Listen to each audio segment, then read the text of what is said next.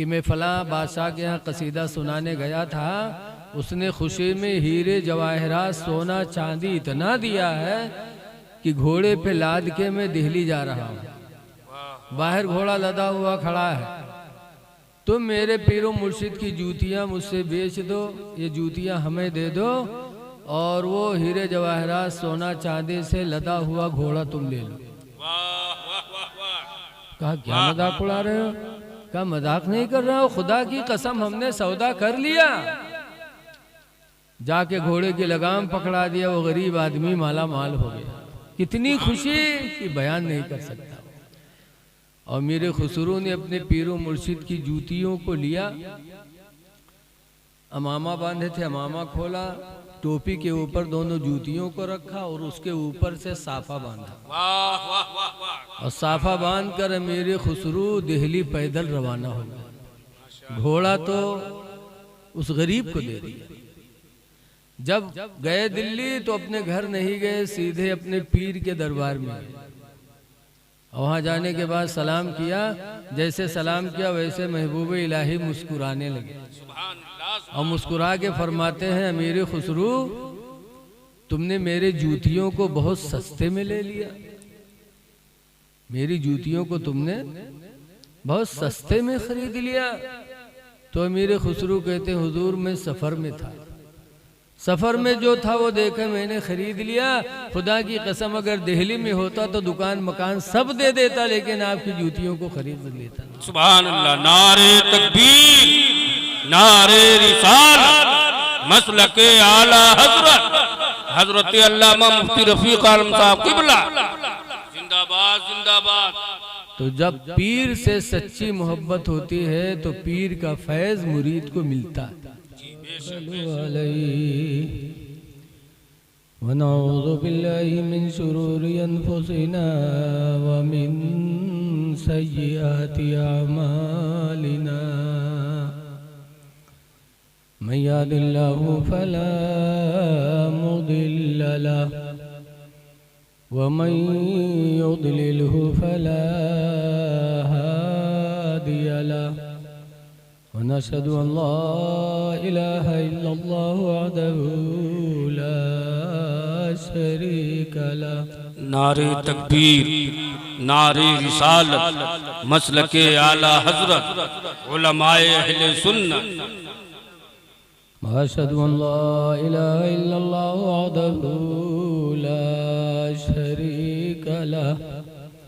वअशहदु अन्ना सय्यदना व मौलाना मुहम्मदन अब्दुहु व रसूलुहु सल्लल्लाहु तआला अलैहि वसल्लम। अम्मा बाद, औज़ु बिल्लाहि मिनश शैतानिर रजीम। बिस्मिल्लाहिर रहमानिर रहीम।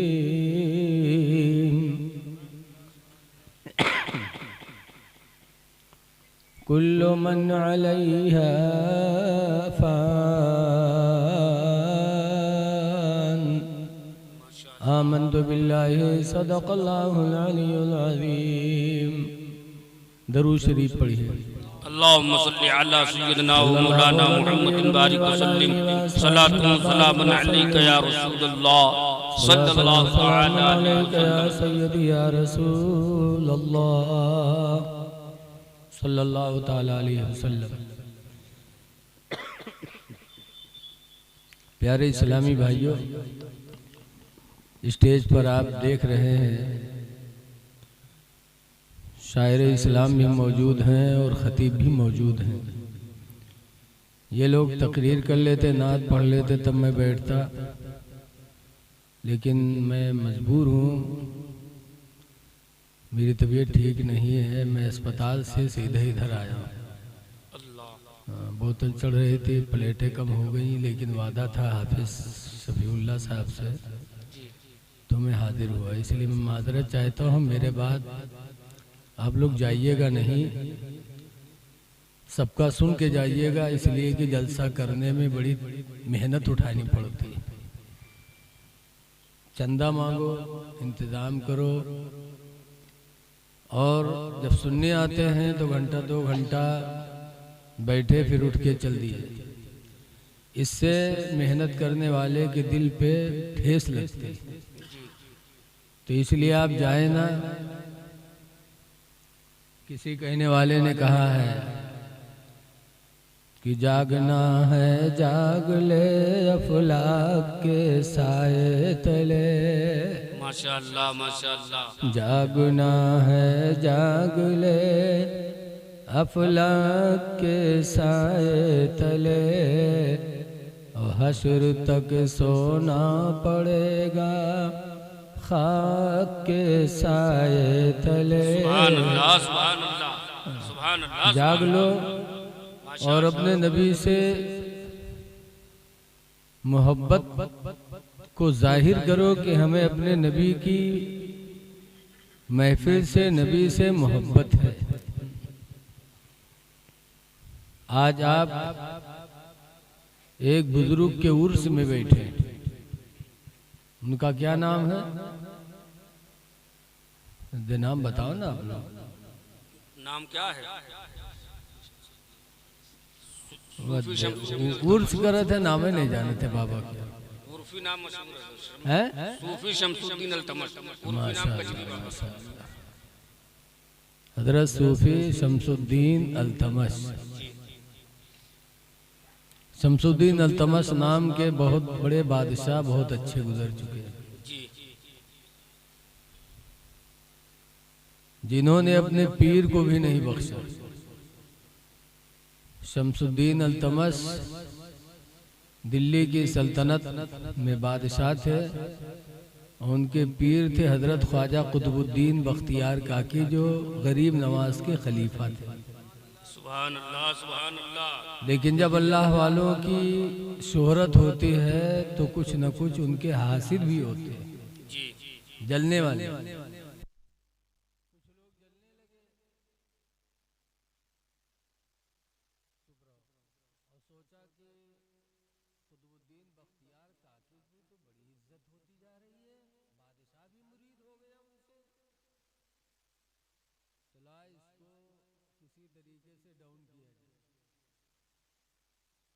कुतुबुद्दीन बख्तियार काकी के कुछ दुश्मन एक औरत के यहाँ फिटिए, उसके पेट में बच्चा था। कहा तुम्हें एक काम करना है, इनाम से तुमको माला माल कर दे। कहीं बताओ, कहीं तुम्हारे पेट में बच्चा है ना।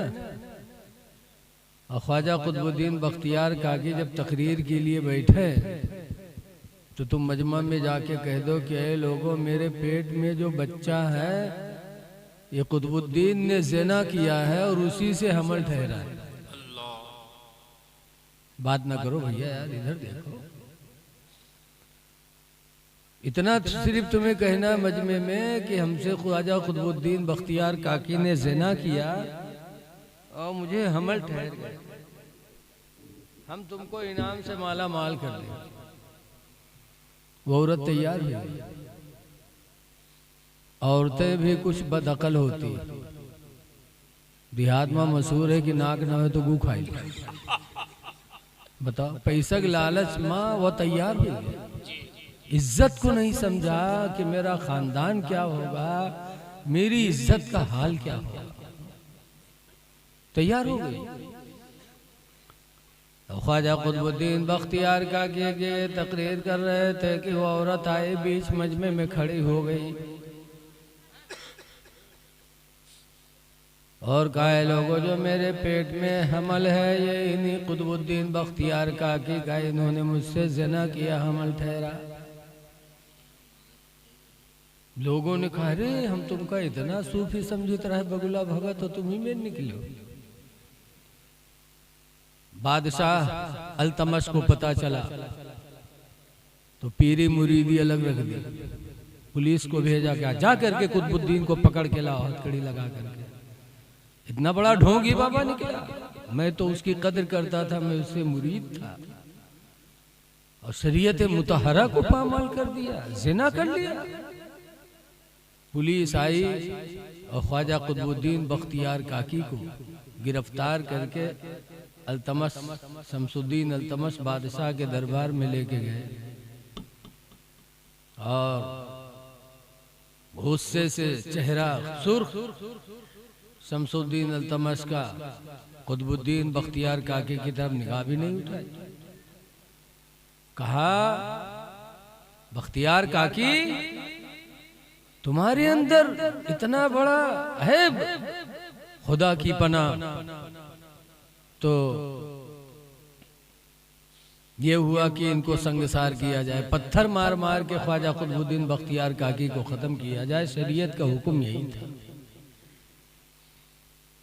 शरीयत में अश-शैख़तु वश-शैख़ु इज़ा दनिया, शादीशुदा औरत और शादीशुदा मर्द जब ज़िना में पकड़े जाएं तो ये नहीं है कि दरोगा जी 1000 रुपया लेके छोड़ दे, वह काम खत्म, या गांव वाले कहा ये खानदान करा दो, वह खत्म। हाँ, गांव वाले तो यही कहा था कि कुछ गुनाह हो जाए बस लंगर कही डालो, जानो तुम्हारा गुनाह खत्म। नहीं, इससे गुनाह नहीं खत्म होगा।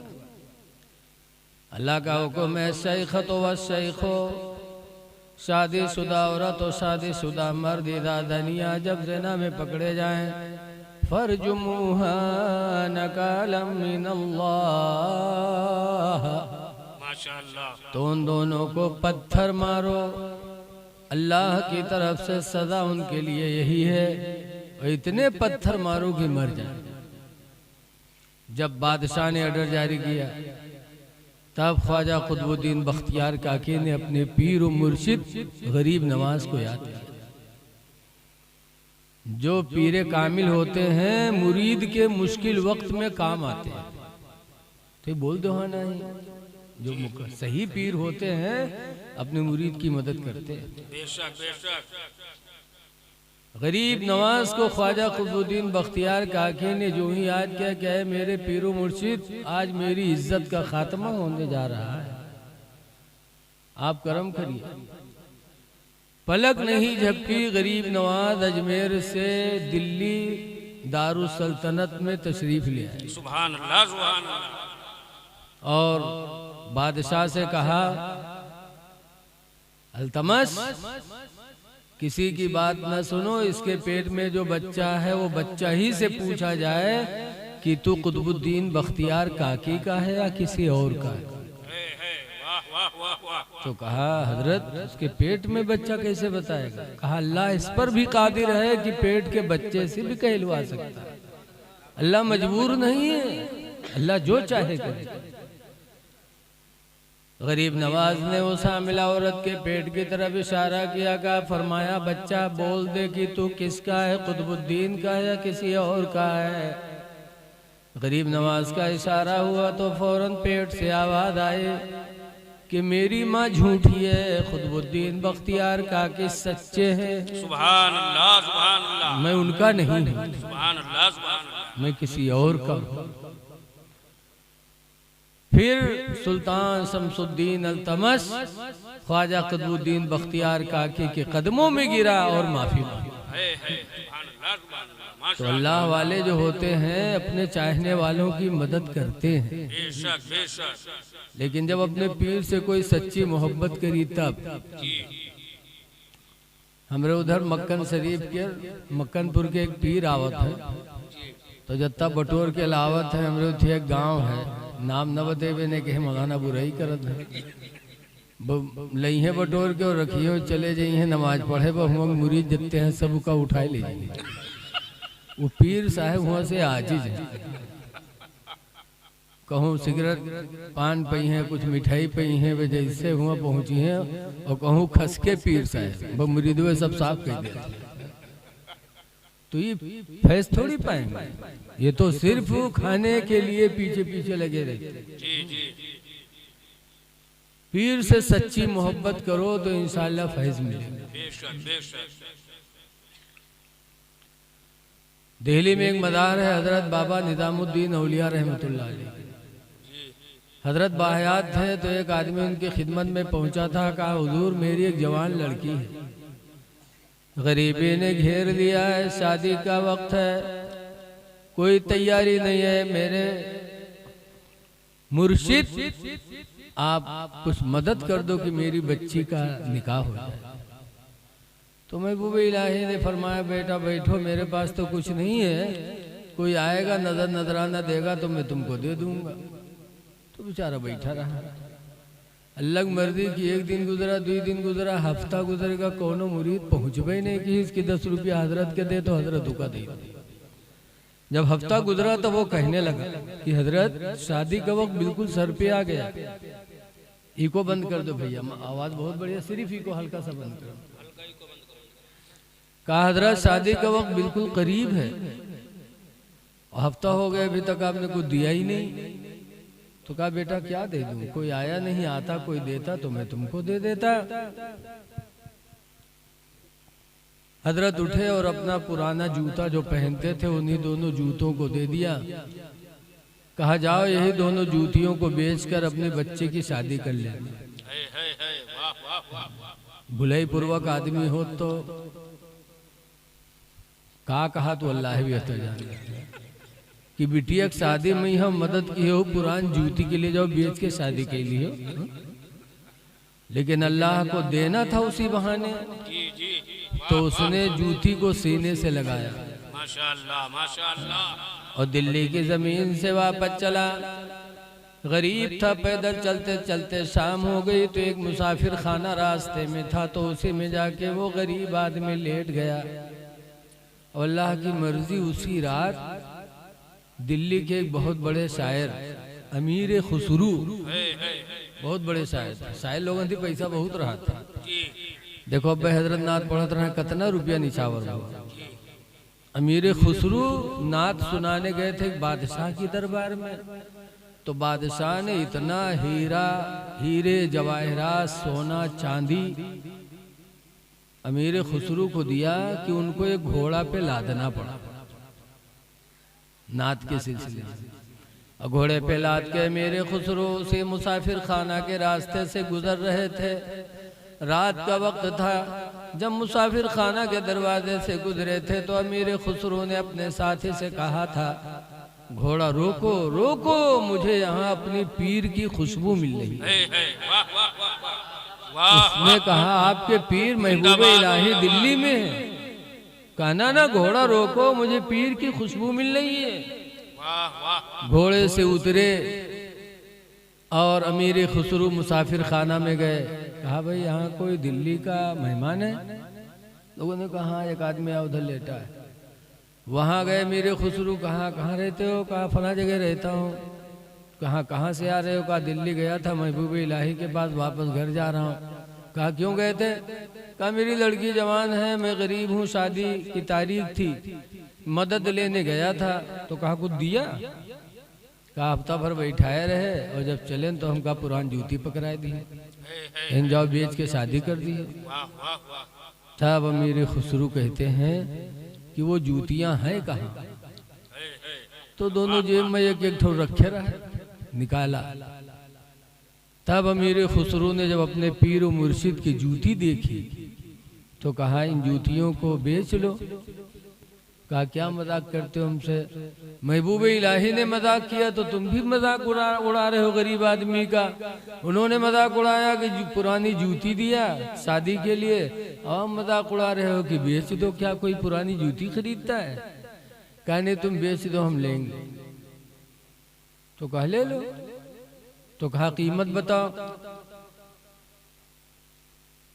तब अमीर खुसरू ने कहा कि मैं फला बादशाह के यहाँ कसीदा सुनाने गया था, उसने खुशी में हीरे जवाहरात सोना चांदी इतना दिया है कि घोड़े पे लाद के मैं दिल्ली जा रहा हूँ। बाहर घोड़ा लदा हुआ खड़ा है। तुम मेरे पीरों मुर्शिद की जूतियाँ मुझसे बेच दो, ये जूतियाँ हमें दे दो, और वो हीरे जवाहरात सोना चांदी से लदा हुआ घोड़ा तुम ले लो।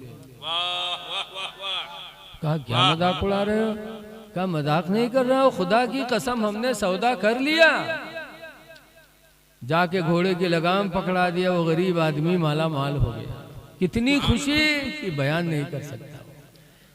और मेरे खुसरू ने अपने पीरों मुर्शिद की जूतियों को लिया, अमामा बांधे थे, अमामा खोला, टोपी के ऊपर दोनों जूतियों को रखा और उसके ऊपर से साफा बांधा। वाह वाह वाह वाह। और साफा बांध कर अमीर खुसरू दिल्ली पैदल रवाना हो गया। घोड़ा तो उस गरीब को दे दिया।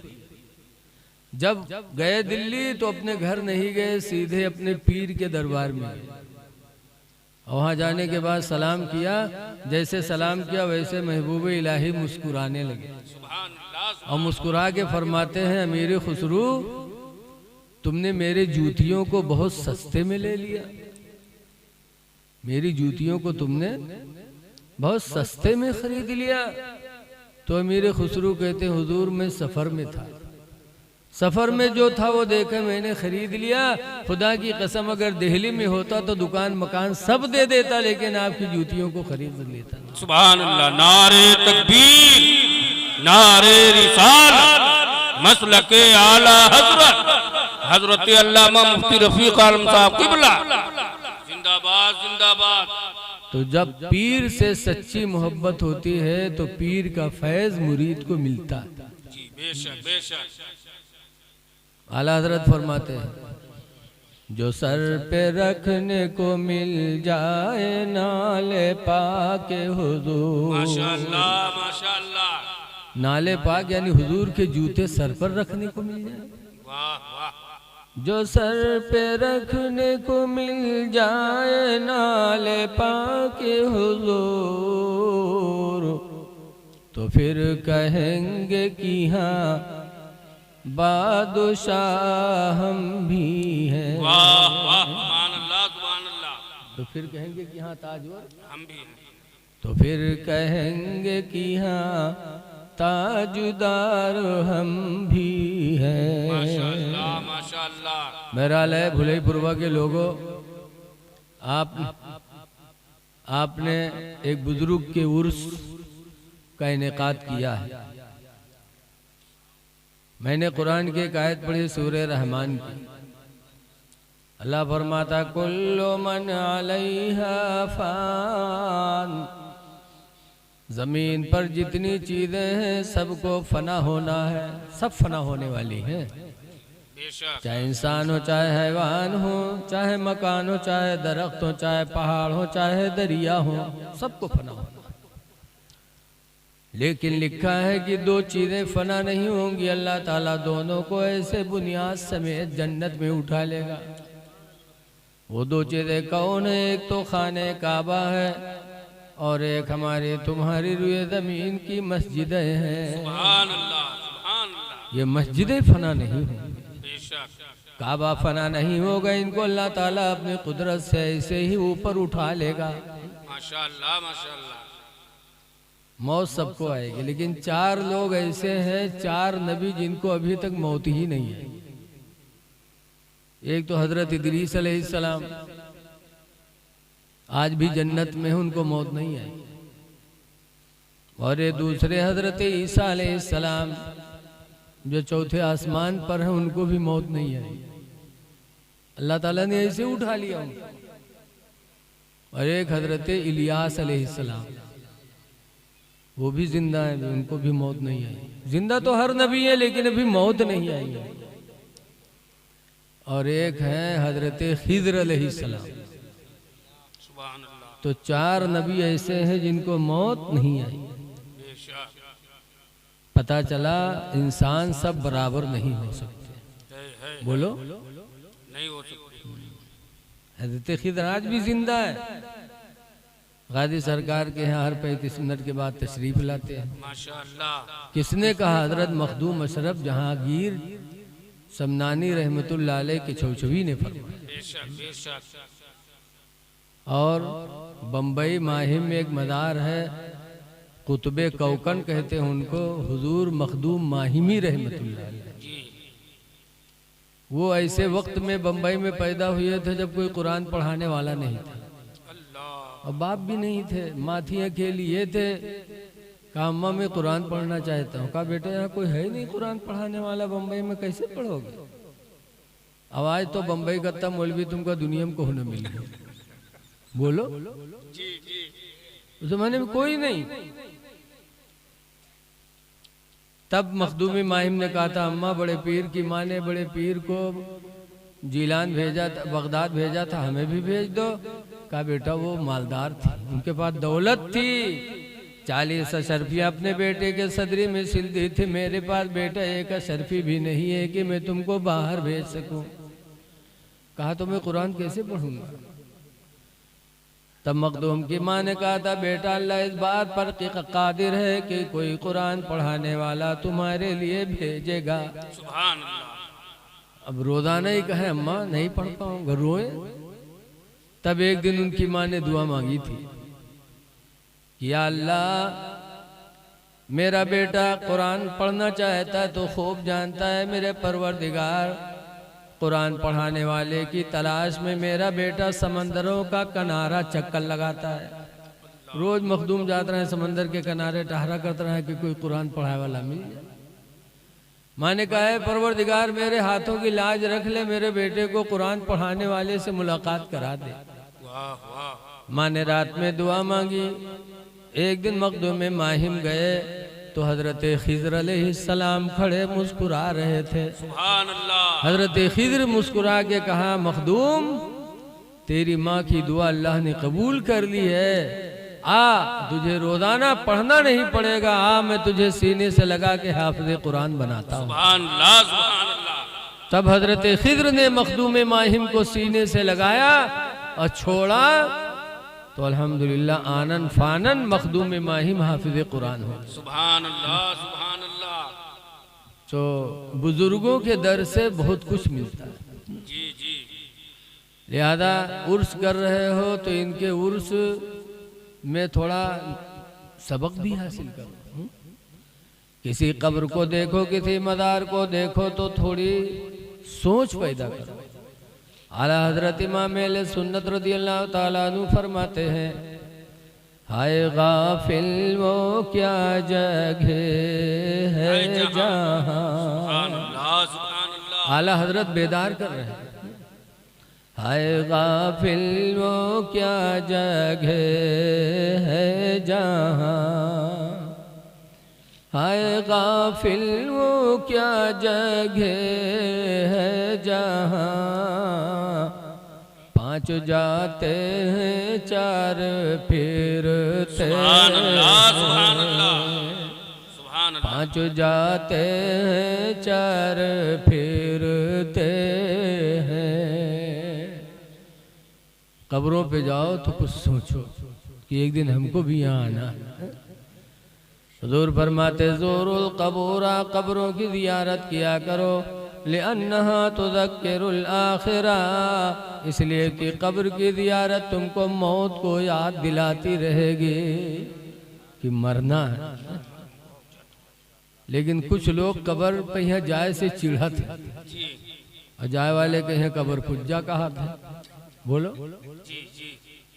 दिल्ली में वही महबूब इलाही निज़ामुद्दीन औलिया जिनकी बात अभी सुनाया, घोसी के रहने वाले हजरत मौलाना अब्दुल मुस्तफ़ा आज़मी बहुत बड़े मुहद्दिस गुजरे हैं हजरत।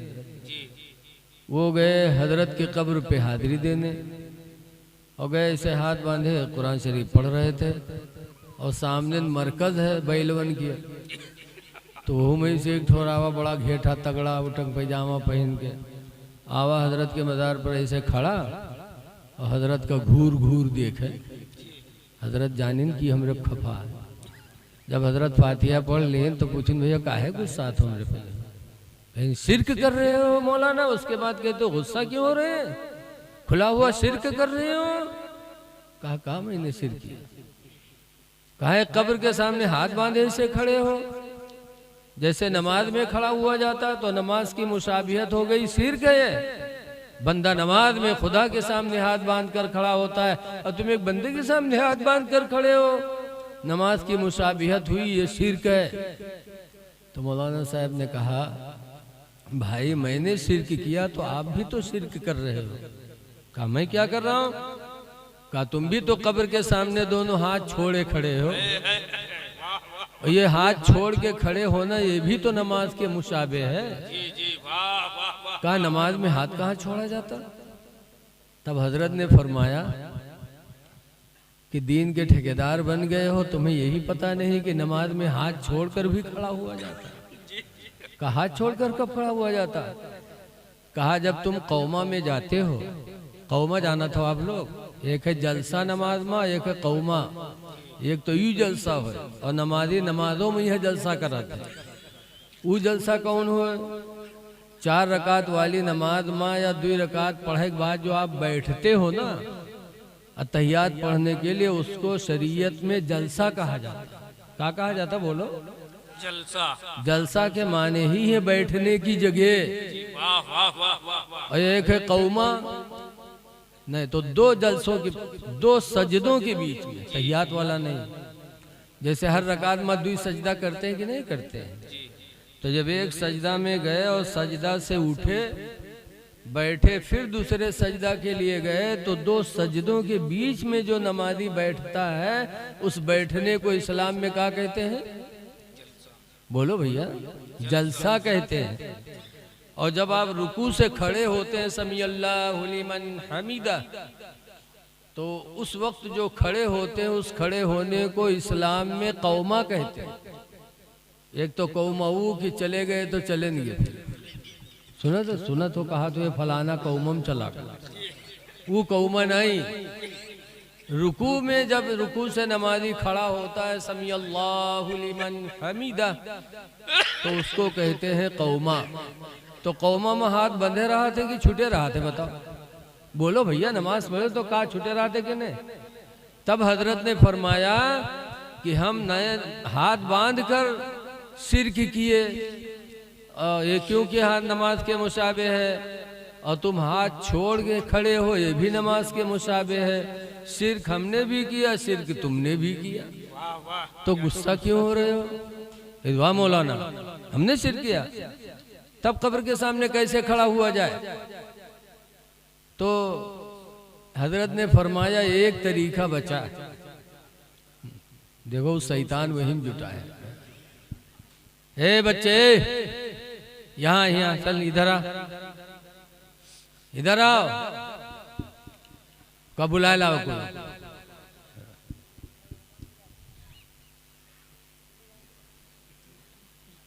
दरूद शरीफ पढ़ लीजिए। अल्लाहुम्मा सल्ली अला सय्यिदिना मुहम्मद बारिक वसल्लिम सलातो व सलामन अलैका या सय्यदी या रसूल अल्लाह सल्लल्लाहु अलैहि वसल्लम। हजरत ने फरमाया हाथ बांध कर खड़ा होना भी नमाज के मुशाबे, हाथ छोड़कर खड़ा होना भी नमाज के मुशाबे, और दोनों शिर्क है। तो कहता मौलाना कैसे खड़ा हुआ जाए? तो हजरत बताए ना भी एक तरीका बचा है खड़े हुए। कहीं का तो कहीं एक तरीका बचा है कि कब्र के सामने जब आवा करो तो एक हाथ सर पर रखो, एक हाथ कमर पर रखो, अब ऐसे ऐसे किया करो। तो गुस्सा होगा, कहें क्या मौलाना मजाक कर रहे हो? कहें मजाक क्या यार, जब हाथ बांधना भी नमाज के मुशाबे, हाथ छोड़कर खड़ा होना भी नमाज के मुशाबे, तो कैसे खड़ा हुआ? जब यही एक तरीका बचा, यही में तुम खड़े हुआ करो। इतने बड़े बैल होते हैं, नमाज ऐसे हाथ बांध कर खड़े हो जाए, कोई रुकू सजदा ना करे, तहियात ना पढ़ो, हाथ बांध कर ऐसे कहीं खड़ा हो जाए तो क्या नमाज हो जाएगी? नमाज के लिए सजदा भी जरूरी है, रुकू भी जरूरी है, क़िरात भी जरूरी है, अत्तहियात भी जरूरी है, तकबीरात का कहना भी जरूरी है, लेकिन वो कहते नमाज होगी। ऐ लोगों, अल्लाह वालों की कब्रों पे जाया करो। जाने से एक हमारी आपकी सोच अलग होती है। हमारी माँ बहनें कब्रों पे जाती हैं। रसूलुल्लाह सल्लल्लाहु अलैहि वसल्लम की बीवी हजरत आयशा का बयान है कि हुजूर का विसाल हुआ, तो हुजूर जब रोज़े अनवर में दफन हुए तो हजरत आयशा कहती हैं कि मैं ऐसे जाती थी और हाजिरी दिया करती थी। कुछ दिनों के बाद उनके अब्बा हजरत अबू बकर सिद्दीक रज़ी अल्लाह अन्हु का इंतकाल हुआ। वो हुजूर के दाहिनी तरफ रखे गए। तो हजरत आयशा कहती हैं तब भी मैं जाती थी और हाजिरी दिया करती थी।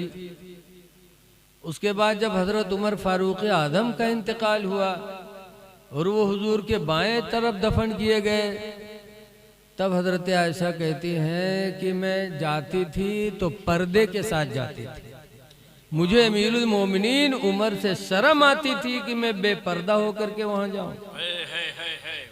तब हजरत आयशा ने पर्दा इख्तियार किया, कब्र अनवर पे जाती थी तो हिजाब के साथ जाती थी।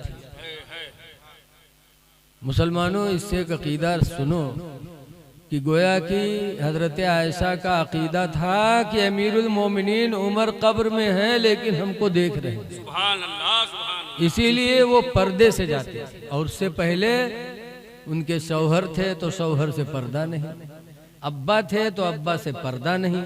लेकिन जब अमीरुल मोमिनीन उमर तशरीफ ले गए तो हजरत आयशा रोज़े अनवर में जाने के समय हिजाब पहन लेती, पर्दा कर लेती। पता चला कि हम सब की माँ हजरत आयशा सिद्दीक़ा रज़ी अल्लाह अन्हा ने हम लोगों को ये जहन दिया है, हमारी माँ बहनों को, कि तुम कहीं जाओ तो हिजाब में रहो ताकि किसी की निगाहें तुम पर न पड़े। लेकिन आज नकाबों पहनी है तो कमर में यहाँ रस्सा बंधी है, लागत है डांका डाले जा रहे। कितनी बेहया लगती हैं वो औरतें जो नकाब पहनने के बाद कमर में रस्सी बांधती, पट्टी। अरे नकाब का मतलब तुमने खत्म कर दिया। नकाब तो इसलिए इजाद हुआ था कि औरत पहन ले ताकि उसके बदन का नीचा ऊंचा हिस्सा किसी को नजर ना आए। बोलो,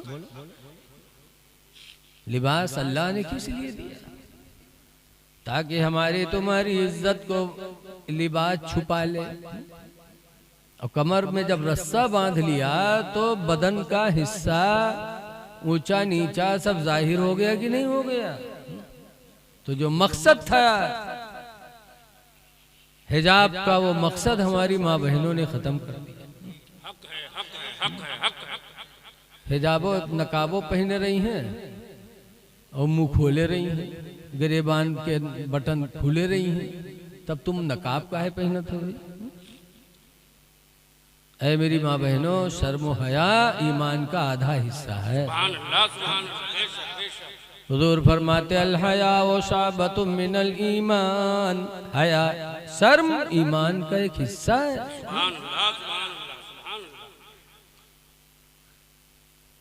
नबी करीम सल्लल्लाहु अलैहि वसल्लम एक दिन जा रहे थे, हातिम ताई की लड़की जो मुसलमान नहीं थी जा रही थी। अल्लाह के नबी ने देखा वो नंगे सर थी, तो हुजूर ने बढ़ करके अपनी चादर रहमत उसके सर पे डाल दिया। जब चादर रहमत डाली तब हातिम ताई की लड़की कहती है, मोहम्मद मैं इस्लाम नहीं लाई, तुम्हारी दावत को ठुकराती रही, लेकिन तुम इतने रहम दिल ठहरे कि मुझे नंगे सर देखा तो अपनी चादर रहमत अता कर दी। तब वो लड़की कहती, मोहम्मद खुदा की कसम, आपका इखलाक, आपकी रहमत से मुझे यकीन हो गया कि आपकी नबूवत भी सच्ची है, रिसालत भी सच्ची है। कलमा पढ़ी ला इलाहा इल्लल्लाह मुहम्मदुर रसूलुल्लाह सल्लल्लाहु अलैहि वसल्लम। पता चला मेरे नबी को किसी लड़की या किसी औरत का नंगे सर रहना गवारा नहीं। और सीतापुर गए रहन तकरीर करे, वहाँ तकरीर करते रहा ना, मेहरुवन के मजमा अलग मर्दन के अलग। और पता नहीं कहा मेहरुवन में भवा बद्दू ठोरे झोंटा पकड़ उबर कैली। अब दोनों ठाड़ भिड़िया नहीं, उके झोंटा पकड़े उके झोंटा पकड़े, सब छोड़ावे लेकिन नहीं छोड़ी, जलसा सब खराब है। जैसे सड़वे नहीं भिड़ी आ जाते रोड पर, चाहे जत्ता लाठी डंडा मारो लेकिन हटत नहीं है। अल्लाह जाने क्या दिमाग में है। कब्र बड़ी दहशतनाक जगह है। हजरत उस्मान गनी रदी अल्लाह ताला अन्हु जो रसूलुल्लाह के दामाद हैं, तीसरे खलीफा हैं, वो जब मदीने के कब्रस्तान पे जाते थे तो रोते थे, और इतना रोते कि उनकी दाढ़ी भीग जाती आंसू। तब मदीने के लोगों ने कहा, तस्कुरुल जन्ना वाला तब की, ऐ उस्मान जन्नत का बयान करते हो रोते नहीं। व तस्कुरुन्नार वला तबके, जहन्नम का बयान करते हो रोते नहीं, और कब्र को देखते हो तो रोते हो। तब हजरत उस्मान गनी ने कहा था कि कब्र को देखकर क्यों न रो।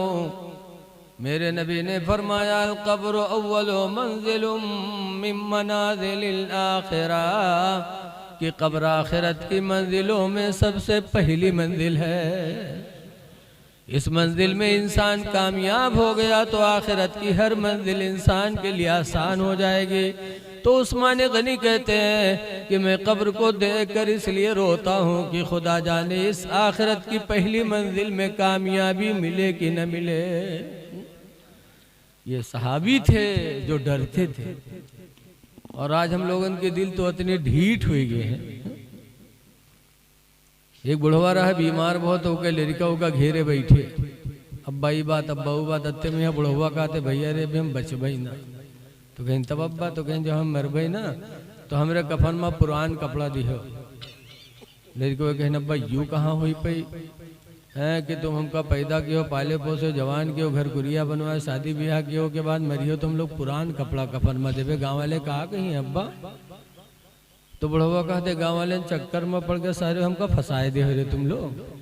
कहीं का है अब्बा, तो कहा थे पुरान कपड़ा लपेट के रखियो ताकि जब फरिश्ते हिसाब लिए ये देखिए कफन पुरान, तो बहुत पहले मर चुका है, कहीं हिसाब होगा भाई छोड़ो।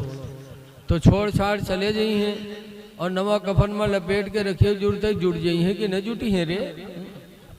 ऐसे ऐसे दलाल बुढ़वा कि जिंदगी भर तो दलाली करवे कि मरे के बाद कब्रों में दलाली सोचे। लेकिन ऐ लोगों सहाबा कब्र को देख के रोते थे।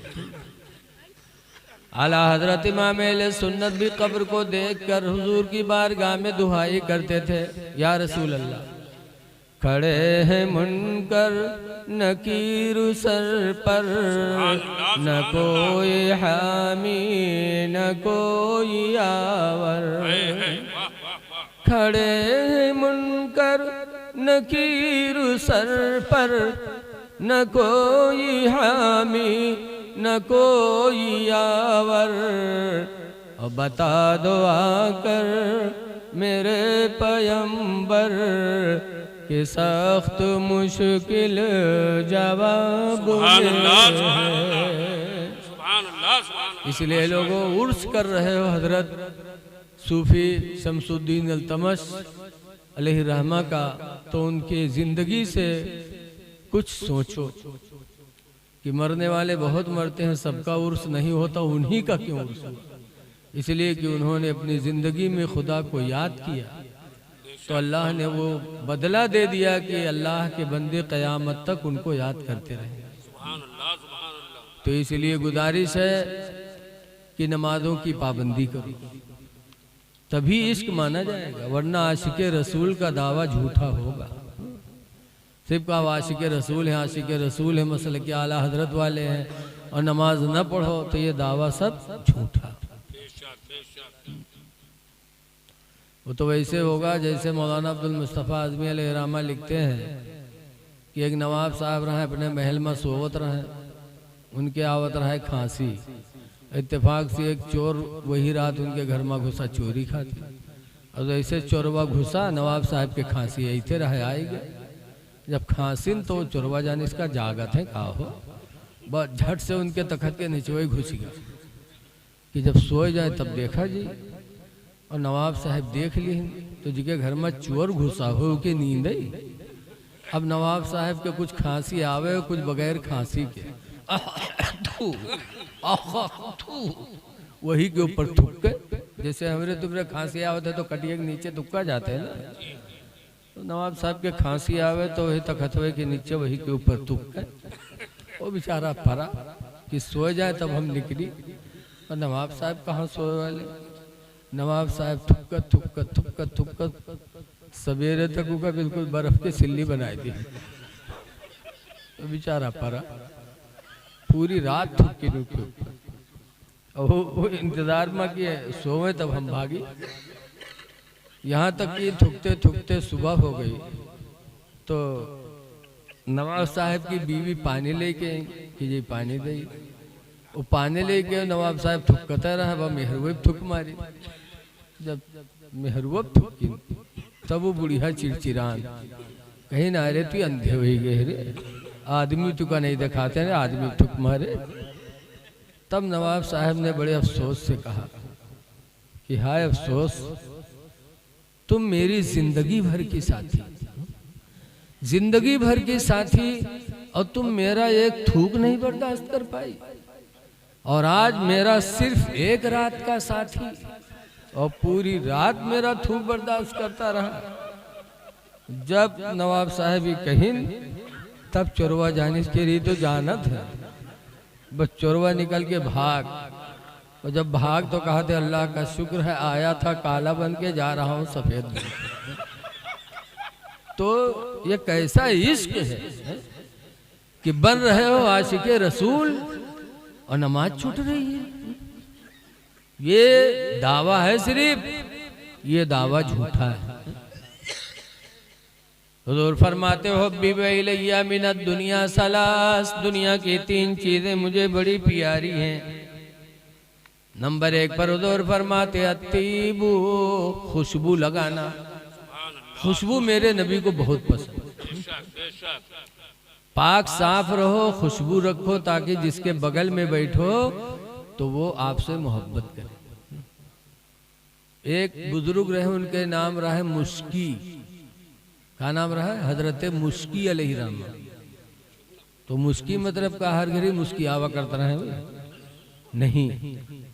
सुनो मुसलमानों, नमाज और खुदा का डर और उसकी बरकत।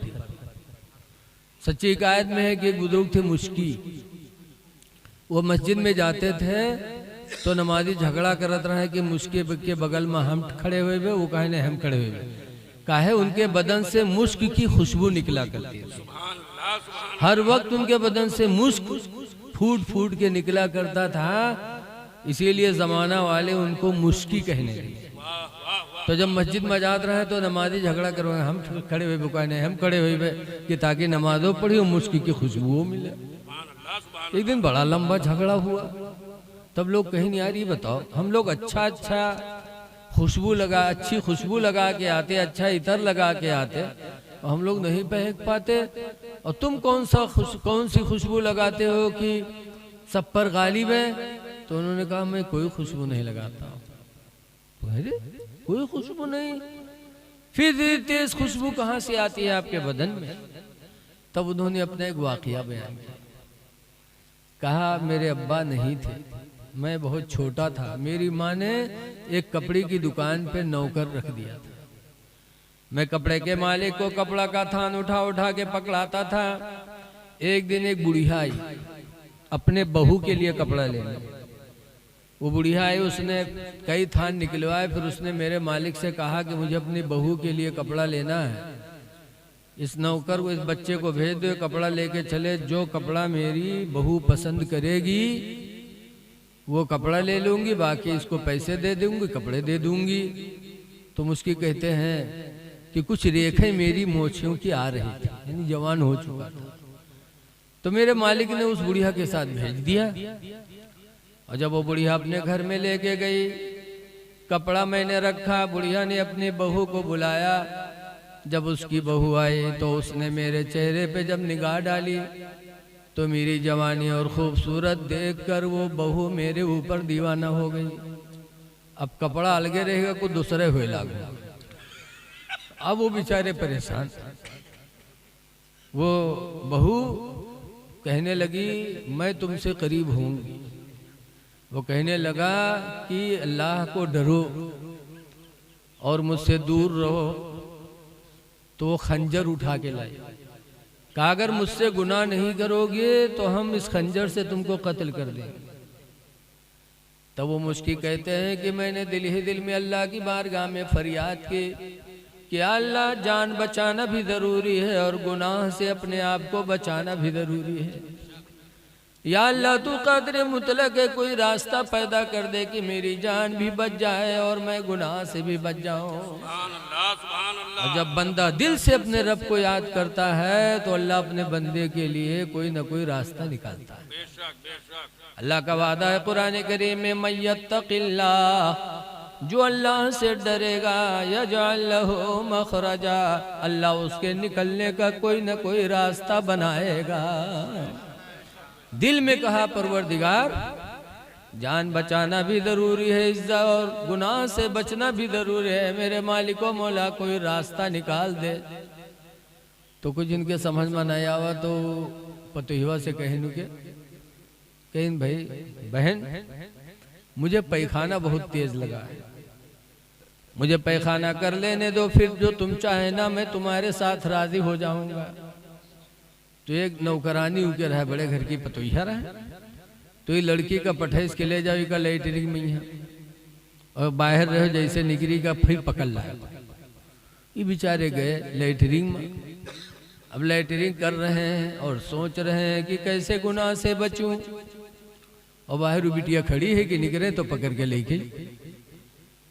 मुश्किल फरमाते हैं कि लैटरिंग में बैठा पैखाना कर रहा था और सोच रहा था कि कैसे बचूं।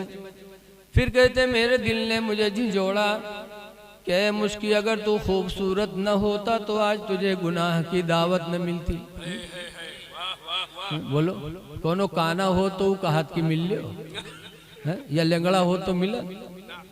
कहने लगे कि मुश्किल आज तेरी खूबसूरती ने तुझे गुनाह की दावत दी है, आज अगर तू खूबसूरत न होता तो औरत गुनाह की दावत न देते।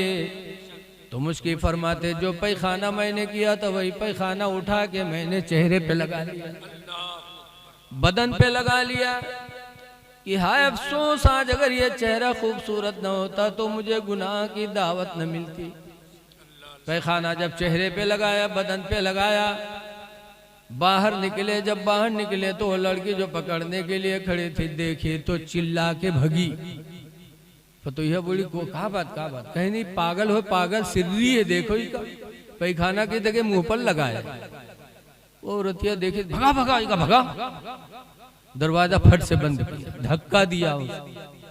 बेचारे आए घर पे, नहाए, कपड़ा धुले, चेहरे को साफ किया, बदन साफ किया और 2 रकात नमाज़े शुक्राना की पढ़ी के परवरदिगार तेरा शुक्र है कि तूने जान भी बचा लिया, गुनाह से भी बचा लिया। नारे तकबीर, नारे रिसालत, मसलके आला हज़रत, उलमाए अहले सुन्नत। वाह वाह वाह, जिंदाबाद। 2 रकात नमाज शुक्राना की पढ़ के वो मुस्की सोए। जब सोए तो ख्वाब में एक नूरानी चेहरे वाला फरिश्ता आया और उसने कहा अल्लाह के बंदे तूने अल्लाह को राजी करने के लिए अपने को गंदा किया। अल्लाह ने भेजा है कि जाके कह दो कि जब तक वो जिंदा रहेगा, मैं अपने इज्जत व जलाल की कसम खाता हूँ, जब तक वो जिंदा रहेगा मैं उसके बदन से मुश्क की खुशबू पैदा करता रहूंगा।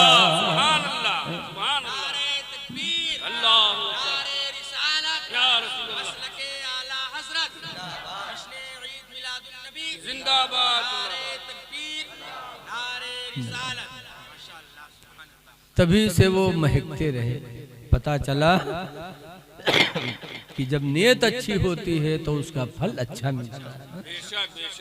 तो इसलिए गुजारिश है कि नमाजों की पाबंदी करो और बुजुर्गों के रास्ते पे चलने की कोशिश करो। इन्हीं चंद बातों पर मैं अपनी गुफ्तगू ख़त्म कर रहा हूँ, क्योंकि मेरे बाद भी कई मेहमान हैं और मेरी तबीयत भी सही नहीं है। मैं आप हजरात से यही गुजारिश है कि खुदा जाने किस वक्त बुलावा आ जाए। हुजूर मुफ्ती नानपारा अलैहि रहमत व रिजवान कहा करते थे कि हमेशा के लिए रहना नहीं इस दार फानी में, हमेशा के लिए रहना नहीं इस दार फानी में। कुछ अच्छे काम कर लो 4 दिन की जिंदगानी में, और जो जीते हो तो इस दुनिया में कोई काम कर जाओ, जो जीते हो तो इस दुनिया में कोई काम कर जाओ,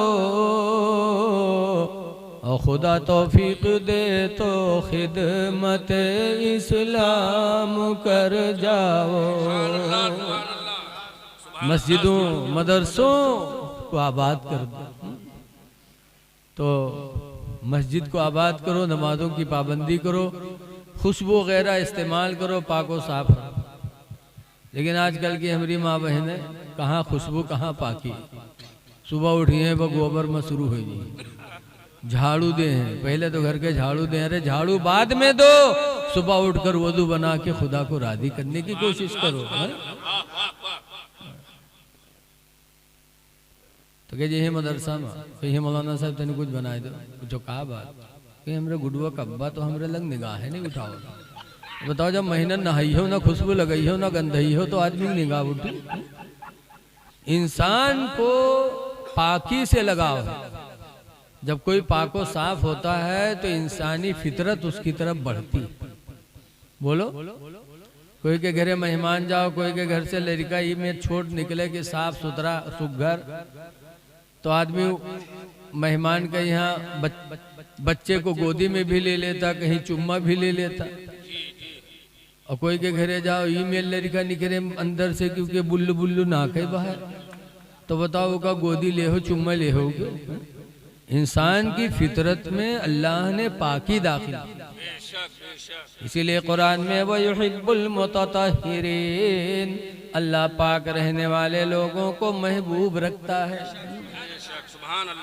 तो खुशबू मेरे नबी को पसंद। और दूसरे नंबर पर हुज़ूर फरमाते वन्निसा, और मनकूहा औरत मुझे दुनिया की दूसरी चीज है जो पसंद है। तीन चीजें मेरे नबी को पसंद थी, खुशबू और दूसरे नंबर पर मनकूहा औरत। मनकूहा औरत आप लोग देखे हो? वो के नाक पीछे लाग रहा था। अरे मनकूहा औरत नहीं देखे हो आप लोग? मनकूहा औरत उस औरत को कहते हैं जिस आदमी का जिस औरत से निकाह हो जाए तो वो औरत अपने शौहर की मनकूहा है। क्या है? जिस औरत का किसी मर्द से निकाह हो जाए तो उस मर्द की मनकूहा उस औरत को कहते हैं। सरकार फरमाते हैं दुनिया की दूसरी चीज मनकूहा औरत मुझे पसंद है। ऐ लोगों, नबी के चाहने वाले हो तो नबी ने अपनी मनकूहा से मोहब्बत किया, तुम भी अपनी मनकूहा ही से मोहब्बत करो। लेकिन आज अपने निकाह में चाहे जितनी बढ़िया परी हो, लेकिन नीक दूसरे के लागल। तो देहाती कहीं ने ना कि दिल लगी गदही से तो परी का चीज है। ऐ लोगों, जो औरत निकाह में आ जाए खुदा का शुक्र अदा करो और उसकी तारीफ करो। उसके सामने जब बैठो तो कहो तुम बहुत खूबसूरत हो, तुम्हारी तो दुनिया में कोई मिसाल नहीं, चाहे वो कानिन हो, लेकिन उनका यही कहा कि तुम्हारी तरह तो दुनिया में कोई है ही नहीं, तुम बेमिसलो बेमिसाल हो। जब इस तरीके से तारीफ करी हो तो अगर 5 घंटा काम करे थे तो पूरा दिन काम करी। अगर 2 दिन पर तुम्हारा कपड़ा धो थे तो रोज धोई धोई फैले। तारीफ करते रहो। कहते हैं ना, बुजुर्गों ने लिखा है खुशदिल मजदूर ज्यादा काम करता है। मजदूर से ज्यादा काम लेना, उसके दिल को खुश रखो। पुकार खवाए दो आज जमाने में, यहाँ ले टन टन टन टन। तो औरतों से मोहब्बत करो, उनकी तारीफ करो। ये हुजूर ने फरमाया कि मनकूहा औरत से मुझे प्यार है। इसीलिए हुजूर की एक बीवी हजरत सौदा बहुत बूढ़ी हो गई थी। अलग अलग हुजूर के बीवियों के हुजरे बने थे। काहे के? ये ईंटा पत्थर के झोपड़े बने थे, खजूर के पत्तों के झोपड़े सरकार के बीवियों के बने थे, और वही में हम सबकी माँ गुजारा करती थी। आज सौदा का नाम दुनिया में लिया जा रहा है, हजरत आयशा का नाम लिया जा रहा है, जिन्होंने पूरी जिंदगी अपने नबी के साथ एक झोपड़े में गुजार दी। एक साहब गए हजरत सौदा के दरवाजे पर, कहा सौदा सुना, रसूलुल्लाह ने तुमको तलाक दे दिया। अरे इतना सुनना था कि सौदा के मुंह से एक चीख निकली और रोने लगी। ऐसा बेतहाशा रोई कि थोड़ी देर बाद हुजूर आए। हुजूर ने सौदा को देखा तो फरमाया, सौदा तुमको किसने रुलाया? तो सौदा कहती हैं अल्लाह के रसूल मेरे माँ बाप आप पर कुर्बान हो जाएं, मैंने कौन सी गलती की थी कि आपने तलाक दे दिया? तो कहा नहीं सौदा मैंने तो नहीं दिया। वो जमाने में कुछ रहा लगाई बुझाई करे वाली, बताओ फुकटे में गए हुआ बताया है। रसूलुल्लाह ने फरमाया ना मैंने तो नहीं तलाक दिया। तो हजरत सौदा का रोना बिल्कुल बंद हो गया, क्योंकि जानती थी कि अल्लाह के रसूल झूठ बोलेंगे नहीं। अब आज अगर कोई तलाक दे दे तो कहे हम नहीं दिया है, तो कहे तुम चाहे जरा तावक चूतर दे दो हम ना, इसलिए कि हमार तुम्हार झूठ मशहूर है। और रसूलुल्लाह के बारे में अज़वाज मुतहरात का क्या पूरी उम्मत का अकीदा है कि नबी झूठ नहीं बोलेंगे। जब सरकार ने फरमाया कि मैंने तलाक नहीं दिया तब सौदा थोड़ा खुश हुई। फिर सरकार फरमाते हैं सौदा तुम इतनी बूढ़ी हो गई हो कि इस उम्र में तुम्हें शौहर की ज़रूरत नहीं है, मैंने तलाक नहीं दिया लेकिन अगर दे दूं तो तुमको इतना रोना नहीं चाहिए।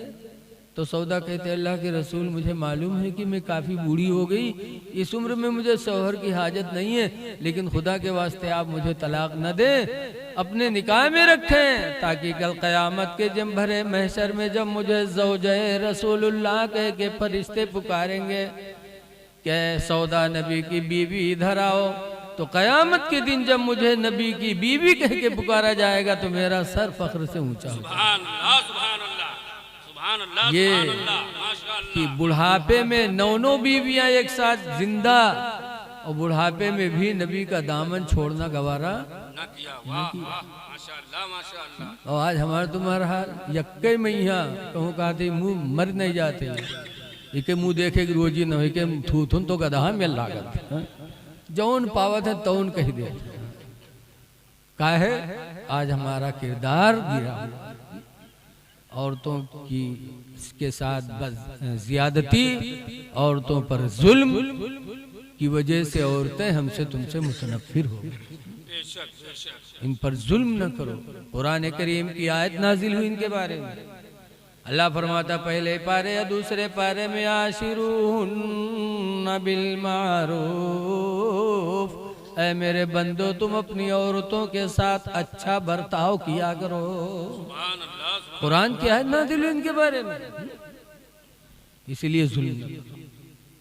तीसरे नंबर पर सरकार ने फरमाया जुइलत कुर्रतु ऐनी फिस्सलाह, और मेरे आंखों की ठंडक नमाज में रख दी गई कि जब मेरा कोई उम्मती नमाज पढ़ता तो मुझे ठंडक मिलती। दुआ है कि अल्लाह ताला हमको आपको नमाज पंजगाना का पाबंद बनाए। अस्सलामु अलैकुम व रहमतुल्लाहि व बरकातहू।